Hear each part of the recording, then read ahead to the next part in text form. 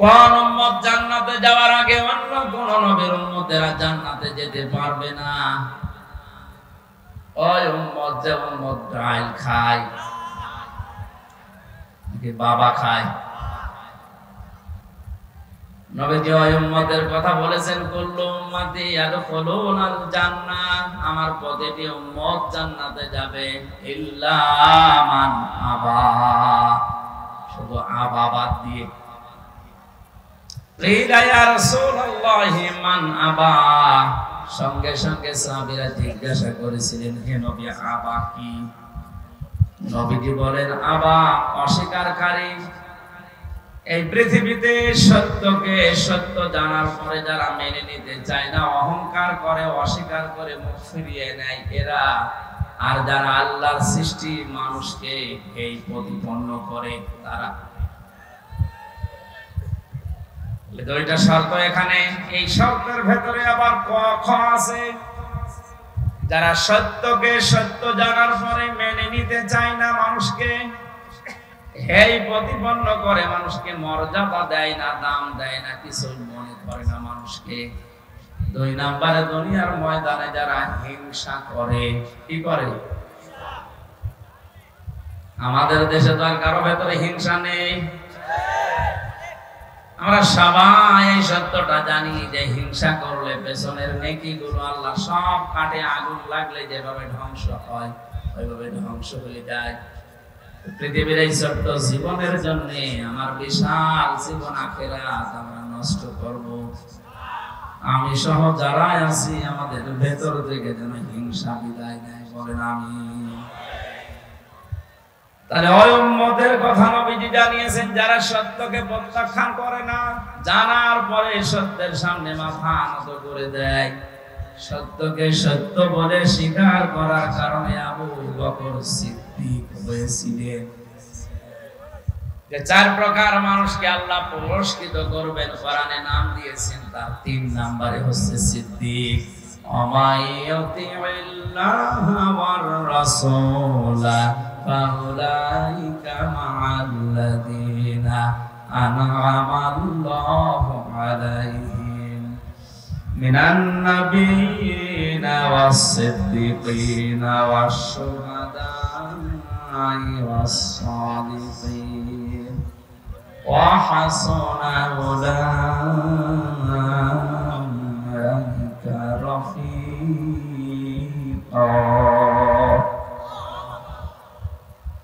সূরা নিসার ভেতরে আল্লাহ জানিয়েছেন, যারা আল্লাহ এবং রাসূলের আনুগত্য করে, মহান আল্লাহ ওই মানুষদেরকে পুরস্কার দেবেন।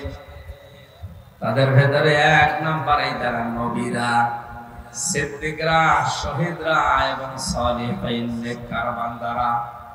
আমরা যেহেতু নবী হতে পারবো না কোনোদিন, কিন্তু বাকি 3টা অপশন আমাদের জন্য কিয়ামত পর্যন্ত খোলা আছে। কথা বলেন এটা। আমরা সিদ্দিক হতে পারবো। হযরত আবু বকর সিদ্দিক যেমন সত্যকে সত্য জানার পরে পৃথিবী একদিকে আর তিনি একদিকে বিশ্বাস করে নিয়েছিলেন, ওই জামানায় কিন্তু সত্যকে সত্য জানার পরে আবু সেহেল তার দলবল হাসি তামাশা করেছিল। হযরত আবু বকর এই সত্য মেরাজের কথা বিশ্বাস করার কারণে মহান আল্লাহর নবী তাকে শুধু আবু বকর রাখেননি, সিদ্দিক বানিয়ে দিয়েছেন। কিয়ামত পর্যন্ত কোরআনের মতো হাদিসের মতো অথেন্টিক সত্যকে যারা সত্যি মেনে নেবে, মহান আল্লাহ কিয়ামতের দিন সিদ্দিক আকবরের সাথে তাদেরকে হাসিল করিয়ে দেবে। আল্লাহ আমাদের নামটা যেন সিদ্দিক বলে লিখে নেন, জোরে বলেন আমিন। ঠাকুরগাঁওবাসী, তাহলে ওই উম্মতের জন্য নবীজি গর্ব করেছেন যে উম্মতেরা অস্বীকার করে না, আবা এর ভেতরে যারা নেই। মানুষকে আমরা যেন এই প্রতিপন্ন না করি, কোন মানুষকে যেন ছোট এবং দুর্বল মনে না করে অত্যাচার না করি। এই টেন্ডেন্সি যাদের ভেতরে কাজ করছে, আল্লাহ তুমি তাদের পরিবর্তন করে দাও, বলেন আমিন। সে অন্য ধর্মের লোক হলে যদি পৃথিবীর অন্য কোন ধর্মের অনুসারী হয়, কোন মুসলমান যদি সংখ্যালঘু ওই জাতির উপরে অত্যাচার, জুলুম, নির্যাতন, প্রতিপন্ন করে তাদের অধিকার নষ্ট করে, নবীজি জানিয়েছেন কিয়ামতের দিন আমি নিজে ওই হিন্দু লোকটার পক্ষ নিয়ে তোর বিরুদ্ধে মামলা দেব। সুতরাং দেশে যারা আছেন তারা আমাদের জন্য আমানত। দুঃখজনক হলেও সত্য, এই আমানতের ভেতরে কিছু শৃঙ্খল, বিশৃঙ্খল, উল্লুক মার্কা লোক আছে। এরা আজ অনেকেই মুসলমানদের বিরুদ্ধে উল্টা পাল্টা ষড়যন্ত্র করছে। আল্লাহ যেন তাদেরকে বুঝ দেন মানুষ হিসাবে। আরে ভাই, আপনি যাই বলেন না কেন, পৃথিবী উল্টিয়ে গেল, আমরা একই দেশের লোক। সুতরাং ফরিদপুরের এই ঘটনা বিচ্ছিন্ন, এটা যারাই ঘটিয়েছে, আমরা যারা দায়িত্বে আছে প্রশাসনে, আদালতে, বিচার ব্যবস্থার উপরে আমাদের আস্থা আছে। আমরা নিজের হাতে আইন তুলে না নিয়ে বলবো এদেরকে আপনারা শাস্তির আওতায় আনেন, তাহলে বাংলাদেশ এমনিতেই শান্ত হয়ে যাবে। এ পাশের থানাতে আমি জেলখানায় থাকাকালীন শুনেছিলাম এখানে অনেকগুলো হিন্দুদের মন্দির, বাড়ি ঘরে অনেকে আগুন লাগিয়েছে। না, এটা ঠিক না। ওয়ালা তাসুবুল্লাযীনা ইয়াদউনা মিন দুনিল্লাহি ফায়াসুবুল্লাহা আদওয়ান বিগাইরি ইলম। কোরআনে কারিমে আল্লাহ জানিয়েছেন, হে নবী, ওরা যদি আমি আল্লাহকে বাদ দিয়ে অন্য কাউকে ডাকে, ওদের দেবতাকে ডাকে, আর আপনি যদি ওদের গালি দেন, ওরা না বুঝে শেষে আমি আল্লাহকে গালি দিয়ে ফেলবে। এই জন্য এটা করা জায়েজ নেই। ওদের বাড়ি ঘর, মন্দির, উপাসনালয় ভেঙে দেওয়া, গুড়িয়ে দেওয়া তো হারাম। এমনকি ওদের দেবতাকে গালি দেওয়া জায়েজ নেই। যে মুসলমান জাতির জন্য অন্য ধর্মের দেবতাকে গালি দেওয়া জায়েজ নেই, সেই মুসলমানের জন্য ওদের বাড়ি ঘর ভাঙা কোনো ক্রমে জায়েজ নয়। সুতরাং আমরা বিশ্বাস করি এবং এই কথা বলি, হিন্দুদের বাড়ি ঘরে যারা আগুন লাগিয়েছে এরা কোনো মুসলমান না। খোঁজ নিয়ে দেখবেন, হয়তো নিজেরাই কাজ করতে পারে। সূক্ষ্মভাবে যারা দাঙ্গা লাগানোর চেষ্টায় আছেন এদেশে, আমরা মুসলমান, হিন্দু যাই বলেন, যত জাতি এদেশে আছি, আমরা এখন সব ভ্রাতৃত্বের বন্ধনে একেবারে আপন আপন হয়ে থাকছি। এটাকে ধ্বংস করার জন্য সূক্ষ্মভাবে যারা ষড়যন্ত্র করছেন, আপনারা থামেন। একবার যদি দেশের জনগণ জেনে ফেলে যে আপনি দাঙ্গাবাজ, শেষে তার কাটাও পার হতে পারবেন না। আল্লাহ আমাদেরকে বুঝ দেন। আমি আজকের আমার তেলাওয়াত কিন্তু আয়াত আপনার শুনে অনেকে বুঝেছেন, এটা জান্নাত সংক্রান্ত বিষয়ে আলোচনা হবে। আজ কয়েকদিন আগে কথা বলেছিলাম জাহান্নামের বিষয় নিয়ে। আজকে আমরা কথা বলবো জান্নাত আল্লাহ পাক বানিয়েছেন একটা, তার স্তর দরজা বানিয়েছেন 100টা। কয়টা? সচরাচর আমরা যেগুলো জানি 8টার নাম। আমার এই যে লিখিত বই আমি জান্নাত নিয়ে লিখেছিলাম, 120 পৃষ্ঠার ভেতরে প্রায় 100টার উপরে কোরআন থেকে জান্নাতের স্তর আমি বের করতে পেরেছি। আজকে আমি আয়াত হিসাবে যতটুকু পড়েছি চেষ্টা চালাবো আমার এই জান্নাতের 8টা অন্তত দরজা দিয়ে কারা কোন কাজ করলে আল্লাহ তাদেরকে প্রবেশ করাবে, এটা যেন আমরা অন্তত সর্বোচ্চ যে দরজার নাম জান্নাতুল ফেরদাউস, এখানে দিয়ে যেতে পারি। নবীজি আমাদের এই লোভনীয় বস্তু সম্পর্কে আদেশ দিয়েছেন, তোমরা জান্নাত কামনা করো আল্লাহর কাছে। অথচ চট্টগ্রাম, সিলেট এই দুই বিভাগে অনেক ভণ্ড বের হয়েছে। আমি জান্নাত চাই না, জাহান্নামও চাই না। একটা কথা হলো, তুই তো বলতে পারিস যে আমি জাহান্নামে যেতে চাই না, আল্লাহ তুমি আমাকে ক্ষমা করো। রব্বানা আতিনা ফিদ দুনিয়া হাসানা ওয়া ফিল আখিরাতি হাসানা ওয়া কিনা আযাবান। দুনিয়ায় কল্যাণ দাও, আখিরাতে শান্তি দিও, জাহান্নাম থেকে আমাদেরকে বাঁচাও। একথা কোরআন দিয়ে বললেও বলা যায় যে জাহান্নাম থেকে বাঁচাও, আমি জাহান্নামে যেতে চাই না। কোন বিবেকে আপনি এটা বলেন যে আমি জান্নাতও চাই না? অথচ নবীজি আমাদের শিখিয়েছেন তোমরা জান্নাত কামনা করো, আর জান্নাত চাইলে তোমরা বলো আল্লাহ জান্নাতুল ফেরদাউসের দরজাটা দিও। এই কথার সাথে যাদের বাস্তবের জীবনের কথাবার্তার আর মিল নেই, ওরা বিভ্রান্তিতে আছে। এক কথা বলে না কেন? এটা আজকে এদের দ্বারা শুধু এই ঠাকুরগাঁও থাকছে না, এটা লাইভ চলছে, এখনই চট্টগ্রাম সিলেটে পৌঁছে গেছে। সুতরাং আপনারা বিভ্রান্তিতে যারা আছেন ফিরে আসেন। জান্নাত কামনা করা এটা আল্লাহর নবী শিখিয়েছেন, তাও সে জান্নাত না, জান্নাতুল ফেরদাউসের এই স্থান। আল্লাহ আমাদেরকে এই স্তরে যাওয়ার মতো যে যোগ্যতাগুলো দরকার, আজকে কোরআন থেকে হাদিস থেকে বাস্তবতার সাথে মিলিয়ে দেখব আমাদের জীবনে আসলে এই ফেরদাউস দিয়ে প্রবেশ করার যোগ্যতা হয়েছে কিনা।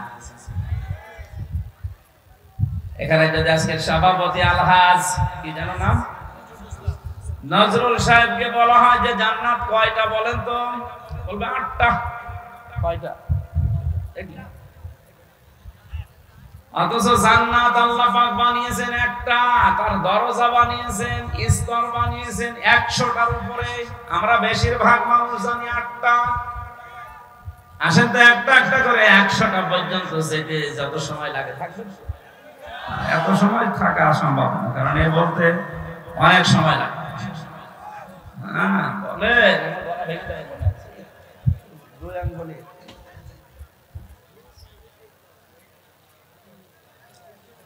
যেটা কামনা করার জন্য নবীজি আমাদের শিখিয়েছেন তার নাম জান্নাতুল ফেরদাউস।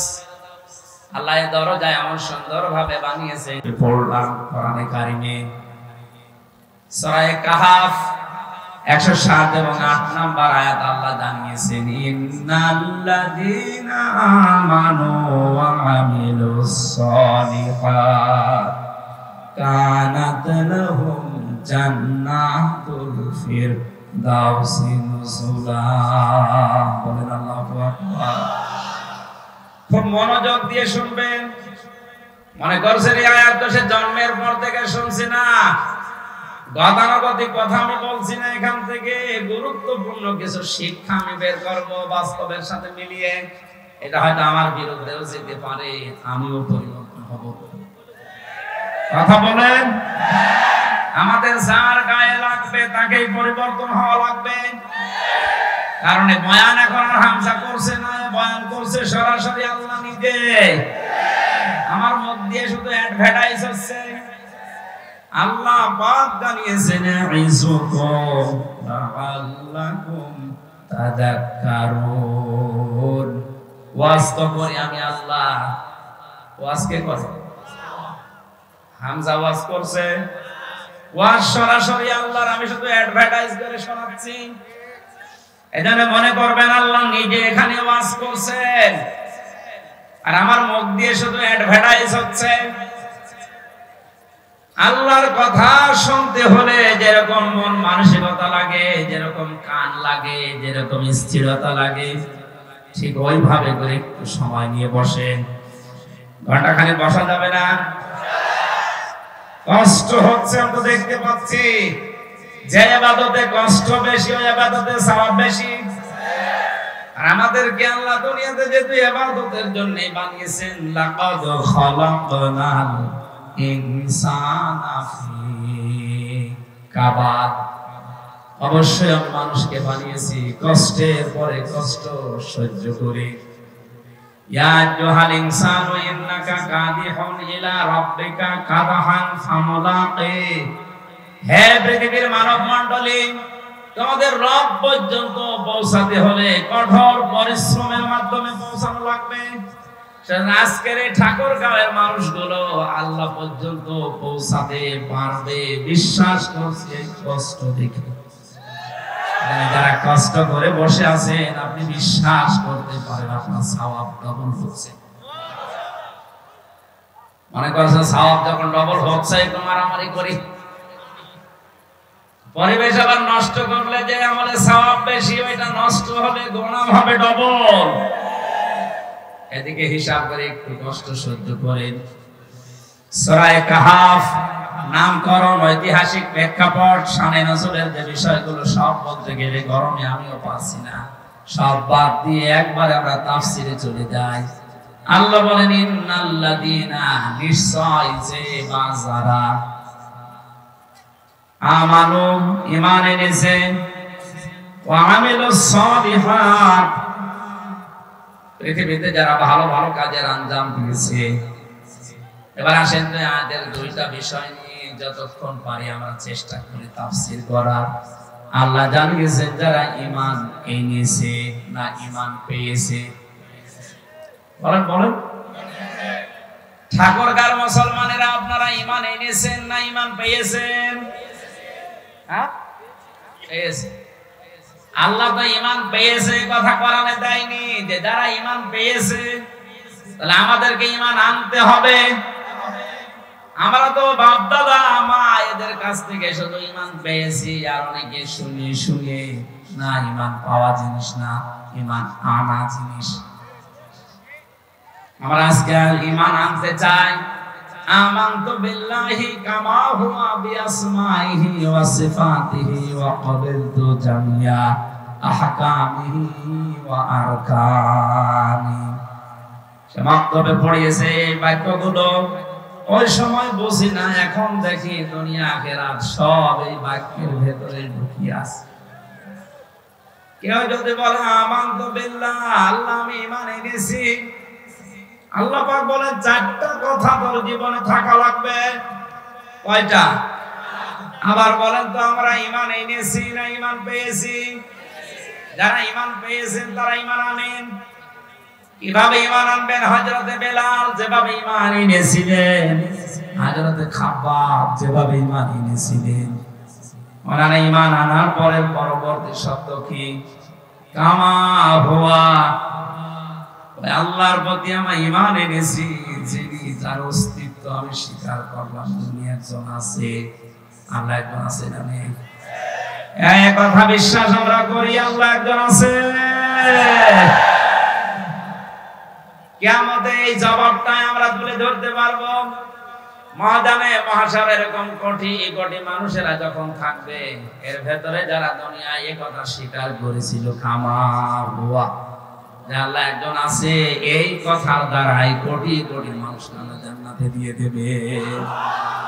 আল্লাহ আজকের এই হাতগুলো যেন ওই ময়দানে আল্লাহ এভাবে তোলার তৌফিক দেয়। আরো জোরে বলেন আমিন। কেউ যদি বলে আল্লাহ তোমার অস্তিত্ব আমি স্বীকার করি, আল্লাহ বলেন দ্বিতীয় নম্বরে বিআসমাইহি, আমার যে নাম আছে এইটা উপরে মানা লাগবে। আল্লাহর নাম কয়টা? 5000। আমরা তো 99টা শুধু কায়দার পেছনে এটা জানি। তাফসীরে খাজানের ভেতরে আল্লাহর নাম আমি পেয়েছি একটা দুইটা 99টা না, 5000। কত?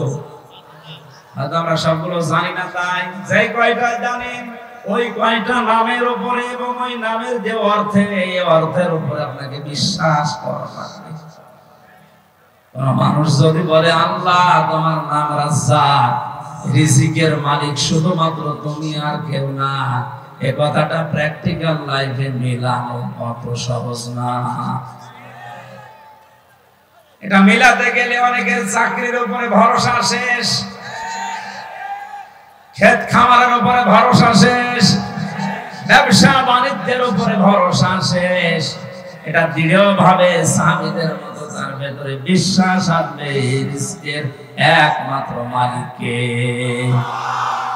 ওমা মিন দাব্বাতিন ফিল আরদি ইল্লা আলাল্লাহি রিজকুহা।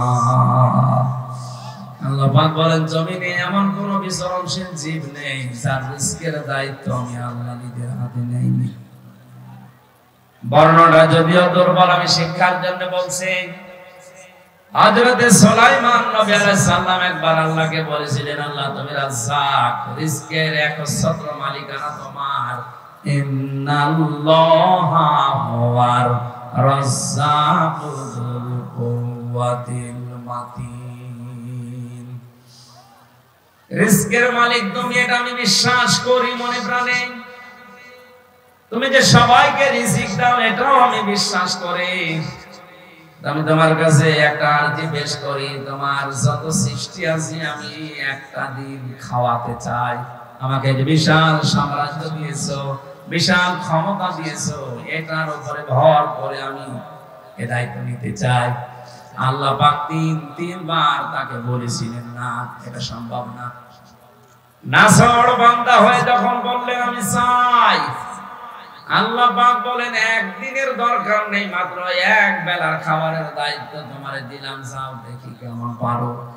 6টা মাসের কথা আছে তাফসীরের ভেতরে। আমি আবার বলছি, বর্ণনাটা যদিও দুর্বল, আমি উদ্বুদ্ধ করার জন্য বলছি। শিক্ষাটা কি এখানে? 6টা মাসে কাতারে খাবার রান্না হয়েছে। আল্লাহর পক্ষ থেকে নির্দেশ দিল যে কোনো খাবার রান্না করা হবে, কোনো খাবার যেন নষ্ট হয়ে না যায়। বিশাল খাবারের স্তূপ তৈরি করে রেখে দিয়েছে। 6 মাস পরে হযরত সুলাইমান ডাক দিয়ে বলে, রব্বুল আলামিন তোমার সৃষ্টি জগৎকে তুমি পাঠিয়ে দাও। সমুদ্রের এক বিশাল হাঙর চিংড়ি মাছ ডাক দিয়ে বলে, মালিক আজকে ক্ষুধা লেগেছে, সকালে তো খাবার দিলে না। আল্লাহ জবাব দিয়েছে, নবী সুলাইমান তোমাদের দাওয়াত দিয়েছে, যাও। দরবারে এসে বলছে, আমার খাবার কোথায়? হযরত সুলাইমান মাছের ভাষাও বুঝতেন, পাখির ভাষাও বুঝতেন, জিনদের ভাষাও বুঝতেন। তিনি বললেন, বিশাল খাবারের স্তূপ তৈরি করা আছে, ওখান থেকে খেয়ে চলে যাও। তাফসীরে মুফাসসির লিখেছেন, বিশাল খাবারের যে পাহাড় তৈরি করা ছিল, ওই বিশাল মাছ এসে শুধু এক লোকমাতে শেষ করে দিয়েছে। দরবারে সুলাইমানকে বলে, নবী সুলাইমান আমার এক লোকমা খাবার হয়েছে, বাকি আর কই? আরে কেন? বিশাল পাহাড় আছে, বাকি লোকমা ওখান থেকে খেয়ে চলে যাও। মাছ জবাব দিয়েছে, বাদশাহ যে খাবার ছিল ওটা আমার এক লোকমা হয়েছে, ওই রকম প্রতিদিন 3 লোকমা করে বিশাল সাগরে আল্লাহ আমার খাবার পৌঁছায়। সুলাইমান নবী সাজদা পড়ে ডাক দিয়ে বলে, রব্বুল আলামিন তুমি যে রাজ্জাক, এটা আমি শুধু বিশ্বাস করতাম, আজকে চোখে দেখলাম। তুমি ছাড়া রিজকের দায়িত্ব পালন করা পৃথিবীর কারো জন্য সম্ভব না। এখানে যে মানুষেরা বিশ্বাস করে আল্লাহ রাজ্জাক, আল্লাহর নাম আছে বিআসমাইহি, তাদের ভেতরে রিজকের ভয় উঠে যায়। ও মানুষগুলো আমেরিকাকে, রাশিয়াকে, চীনকে, ভারতকে রিজকের মালিক মনে করে না। আর বাংলাদেশে এই শ্রেণীর মানুষ মাত্র 100 জনে 15 জন। আমার কথা বোঝেন আপনি?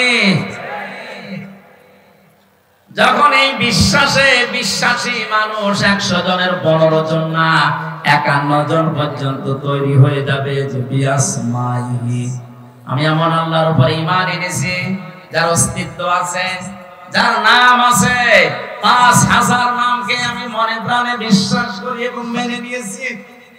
রিজকের দায়িত্ব তখন ভারতকে দেবে না, চীনকে দেবে না, আমেরিকাকে দেবে না, রাশিয়াকে দেবে না।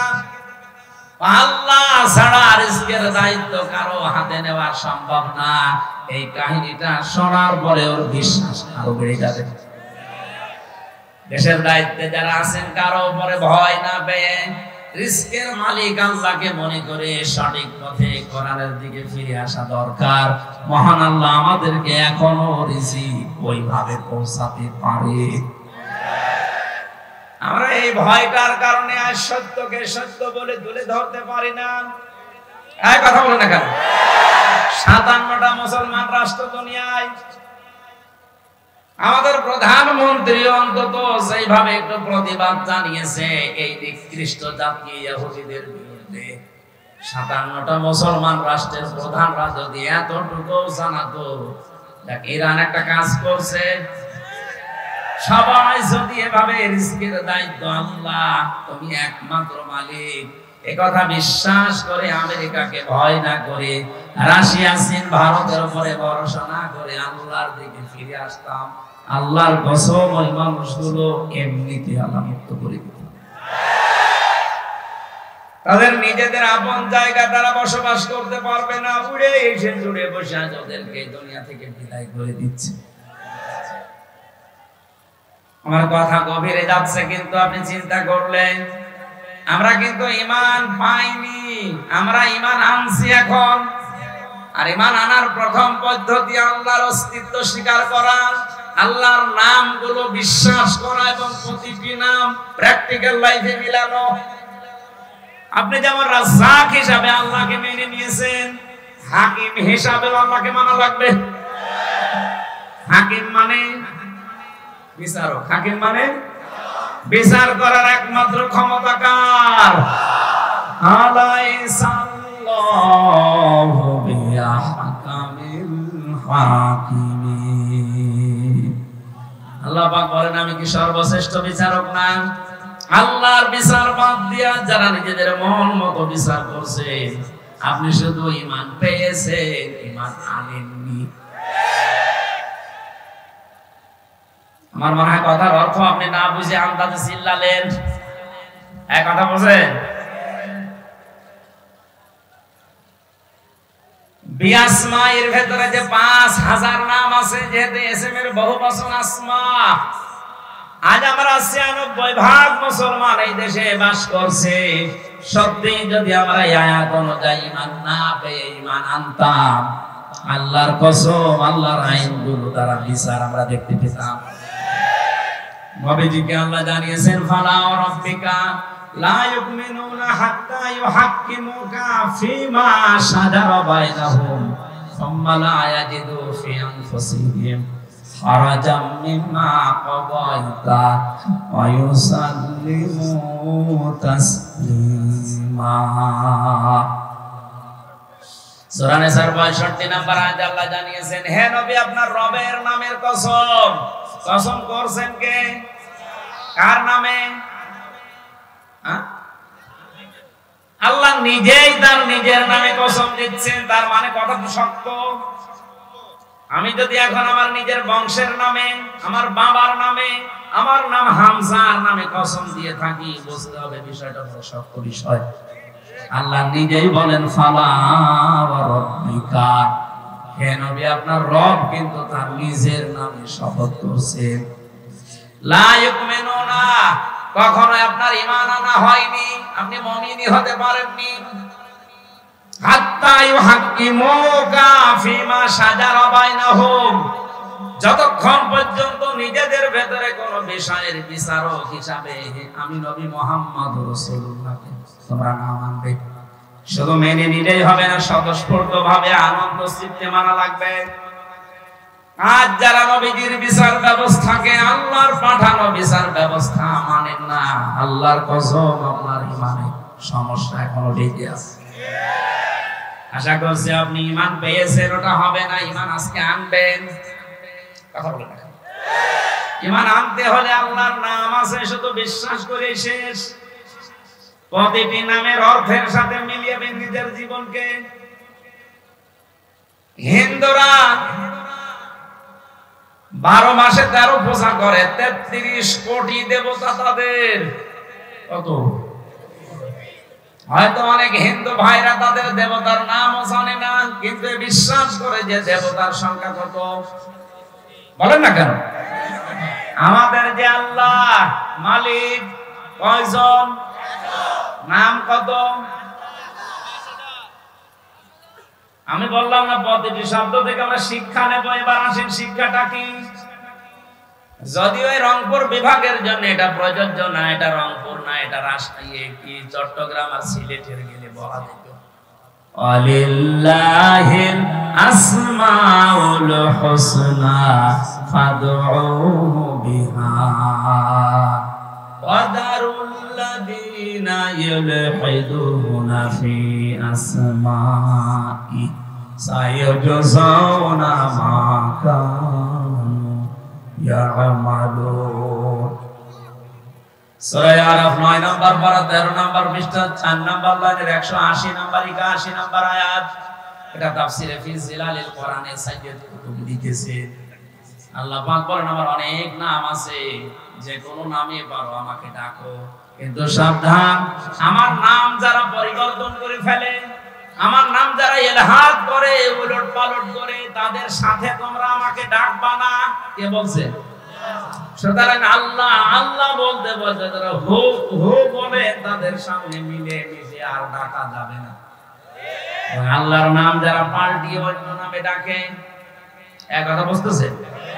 জিকুল্লাহ ইলাহা ইল্লাল্লাহ, কিছুক্ষণ সুবহানাল্লাহ আলহামদুলিল্লাহ, এরপরে শুরু করে দেয় ইয়া আলী বাবা, শাহ আলী বাবা, দয়াল বাবা, খাজা বাবা। এত স্পষ্ট কথাগুলো নাম ধরে বলার পরও যদি ঠাকুরবার মানুষগুলো না বোঝে, আমার মনে হয় এদের বিবেকের উপরে পুকুরে পোষা দিচ্ছে। আর কিভাবে বলা যায় বলেন তো? আল্লাহ নিজে বলছেন আমার অনেক সুন্দর নাম আছে, যে নামে পারো ডাকো, কিন্তু আমার নাম যারা উলট পালট করে ফেলে, আমার নামের সাথে যারা অন্য কিছু মিলায়, ইলহাদ মানে কি? উল্টা পাল্টা করে ডাকা, তাদের সাথে মিলে তোমরা আমি আল্লাহকে ডাকবা না। এই আয়াত আমি এখন বানালাম। বলেন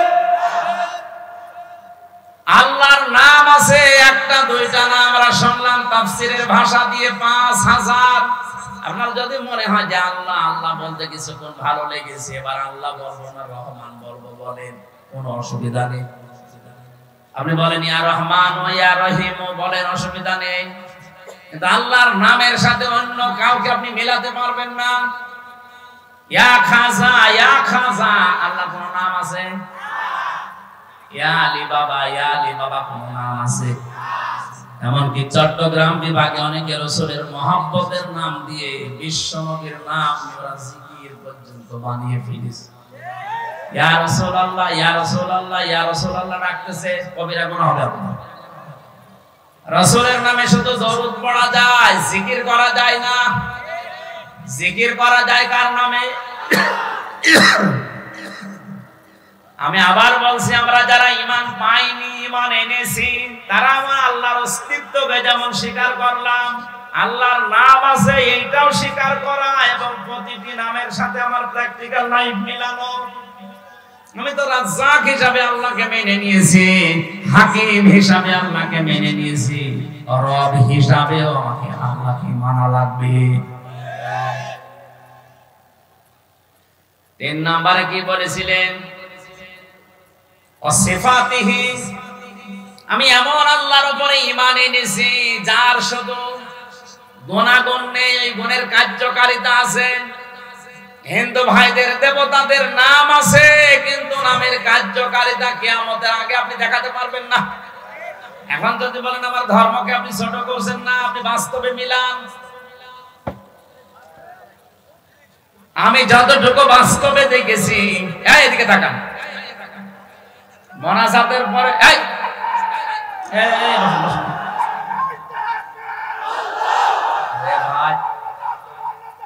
পরে পরে পরে বসেন বসেন, বসিয়ে দিতে পারেন না, পরে পরে। ছাতা বলছিলাম আমি নিজেই বুঝে যাচ্ছি, গরমে আমার সঙ্গে ওরা একবারে শুরু করে ছাতা। মোনাজাতের পরে ওই যে কি ভেঙে পড়ে গেল না, ওইটা 10 মিনিট সময় দেওয়া হবে, দেখে বাড়ি যাবেন নাকি? ভাই একটা বাঁশ ভেঙে পড়ে যাচ্ছে, এইটা দেখার জন্য যদি আপনি কোরআনের আলোচনা বাদ দিয়ে ওইদিকে তাকাতে পারেন, আমার তো মনে হয় এখন যদি আপনি পরিমণি হাইটে যেত, আপনি আমারে বাদ দিয়ে ওইদিকে ছুটেছেন। বলছে ঠিক।